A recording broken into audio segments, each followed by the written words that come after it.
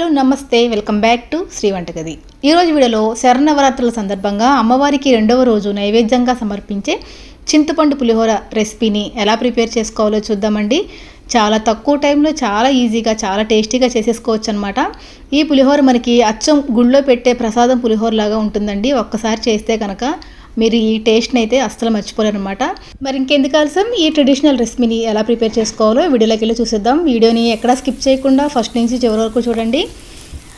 Okay friends, ఎవరైనా మన ఛానల్ని కొత్తగా చూసినట్టయితే కనుక ఛానల్ని తప్పకుండా సబ్స్క్రైబ్ చేసుకోండి. సబ్స్క్రైబ్ చేసుకుని పక్కనున్న బెల్ ఐకాన్ ఆన్లో పెట్టుకున్నట్టయితే కనుక నేను చేసే నెక్స్ట్ వీడియో యొక్క నోటిఫికేషన్ మీకు వస్తుందండి. ఓకే ఫ్రెండ్స్, మరి ఈ ప్రాసెస్ ఏంటో స్టార్ట్ చేసేద్దాం. దీనికోసం స్టవ్ వెలిగించుకుని ఒక పాన్ పెట్టుకోవాలండి. దాంట్లోకి ఒక 3 నుంచి 4 టేబుల్ స్పూన్ల వరకు ఆయిల్ వేసుకోండి. ఆయిల్ వేడైన తర్వాత దీంట్లోకి ఒక 2 టేబుల్ స్పూన్ల వరకు పచ్చిశనగపప్పు వేసుకోవాలి. తర్వాత 1 టేబుల్ స్పూన్ వరకు ఆవాలు, 1 టేబుల్ స్పూన్ వరకు జీలకర్ర వేసుకోవాలి. తర్వాత దీంట్లోకి 2 టేబుల్ స్పూన్ల వరకు వేరుశనగపప్పులు, 3 టేబుల్ స్పూన్ల వరకు జీడిపప్పుని వేసుకుని స్టవ్ని లో ఫ్లేమ్లో పెట్టుకుని చక్కగా ఫ్రై చేసుకోండి. హై ఫ్లేమ్లో పెడితే కనుక ఈ పప్పులు అనేవి త్వరగా మాడిపోతాయి అన్నమాట. లో ఫ్లేమ్లో పెట్టుకుని ఫ్రై చేసుకోండి. నెక్స్ట్ ఇప్పుడు దీనిలోకి ఒక 3 పచ్చిమిర్చి ఘాట్లు పెట్టుకుని వేసుకోండి. తర్వాత ఒక 4 నుంచి 5 వరకు ఎండుమిరపకాయలను యాడ్ చేసుకోవాలి. తర్వాత ఒక గుప్పెడంత కరివేపాకుని వేసుకోవాలండి. ఇవి ఫ్రై అయ్యేంత వరకు కాసేపు ఫ్రై చేసుకోవాలి.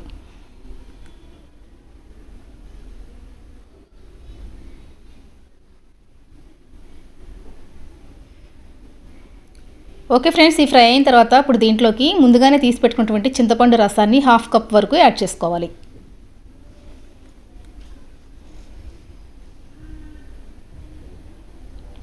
చూసారు కదా, ఇలా చింతపండు రసాన్ని వేసుకున్న తర్వాత ఒకసారి బాగా కలుపుకోవాలి. ఇది కాస్త ఉడికిన తర్వాత ఇప్పుడు దీంట్లోకి 1 టేబుల్ స్పూన్ వరకు ఆవ పొడి వేసుకోవాలండి. ఆవాల్ని చక్కగా మిక్సీ పట్టేసుకుని ఆ పొడి వేసుకోవాలన్నమాట. తర్వాత 1/2 టేబుల్ స్పూన్ వరకు మిరియాల పొడి, 1/2 టేబుల్ స్పూన్ వరకు సొంటి పొడి, కొద్దిగా ఇంగువని వేసుకోవాలి.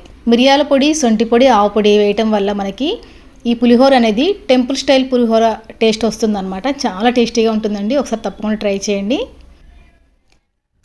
నెక్స్ట్ ఇప్పుడు దీంట్లోకి 1/2 టేబుల్ స్పూన్ దాకా పసుపు, రుచికి తగినంతగా ఉప్పుని వేసుకోవాలి. చూసారు కదా, వీటన్నిటిని వేసుకున్న తర్వాత ఇది నూనె పైకి తేలి బాగా దగ్గర పడేంత వరకు కుక్ చేసుకోవాలి. ఓకే ఫ్రెండ్స్, చూసారు కదా, ఇలా కుక్ అయితే సరిపోతుంది. ఇప్పుడు దీంట్లోకి మనం ముందుగానే పొడి పొడిగా వండి పెట్టుకున్న రైస్ని యాడ్ చేసుకోవాలి.